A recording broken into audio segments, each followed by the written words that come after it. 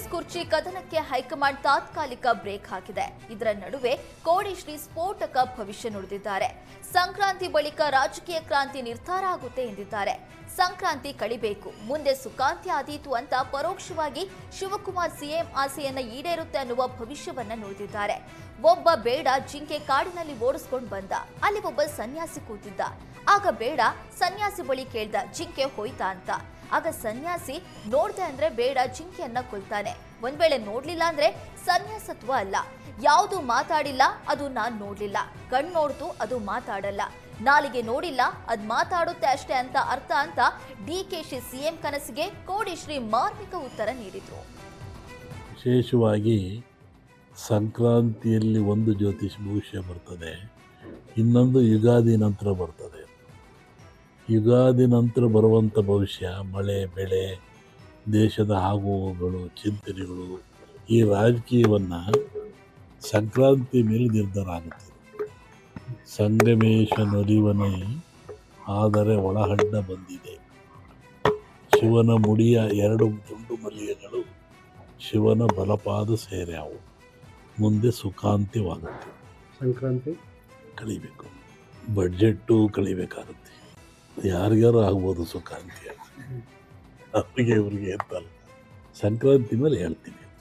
ಒಬ್ಬ ಬೇಡ ಒಂದು ಜಿಂಕೆ ಓಡಿಸ್ಕೊಂಬಂದ ಕಾಡಿನಲ್ಲಿ. ಅಲ್ಲಿ ಒಬ್ಬ ಸನ್ಯಾಸಿ ಕೂತಿದ್ದ, ಅದು ಓಡೋತು.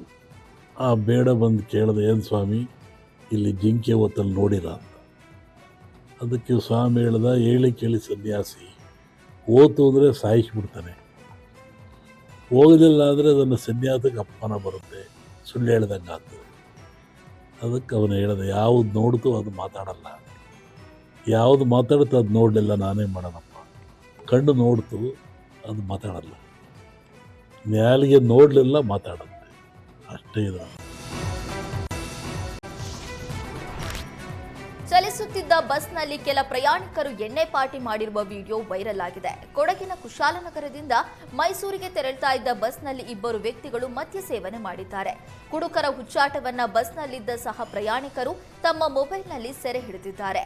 ಸಾಮಾಜಿಕ ಜಾಲತಾಣದಲ್ಲಿ ಈ ವಿಡಿಯೋ ವೈರಲ್ ಆಗಿದ್ದು, ಇದೇನು ಸಾರಿಗೆ ಬಸ್ಸಾ ಅಥವಾ ಕೆಎಸ್ಆರ್ಟಿಸಿ ಬಾರ ಅಂತ ಕಿಡಿಕಾರಿದ್ದಾರೆ. ಮೈಸೂರು ಜಿಲ್ಲೆಯಲ್ಲಿ ಹುಲಿಗಳ ಹಾವಳಿ ಮುಂದುವರೆದಿದೆ. ಮೈಸೂರು ನಗರದ ಬೆಮೆಲ್ ಕಂಪನಿಯ ಕಾಂಪೌಂಡ್ ಅನ್ನ ಹುಲಿಯೊಂದು ಹಾರಿರುವ ದೃಶ್ಯ ಸಿಸಿಟಿವಿಯಲ್ಲಿ ಸೆರೆಯಾಗಿದೆ. ಬೆಮೆಲ್ ಕಾರ್ಖಾನೆಯೊಳಗಿನಿಂದ ಹುಲಿ ಕಾಂಪೌಂಡ್ ಹಾರಿದ್ದು ಸ್ಥಳೀಯರಲ್ಲಿ ಆತಂಕಕ್ಕೆ ಕಾರಣವಾಗಿದೆ. ಅಲ್ಲದೆ ಕಾರ್ಮಿಕರು ಪ್ರಾಣ ಕೈಯಲ್ಲಿ ಹಿಡ್ಕೊಂಡು ಕಾರ್ಖಾನೆಗೆ ಬರುವಂತ ಸ್ಥಿತಿ ಎದುರಾಗಿದೆ.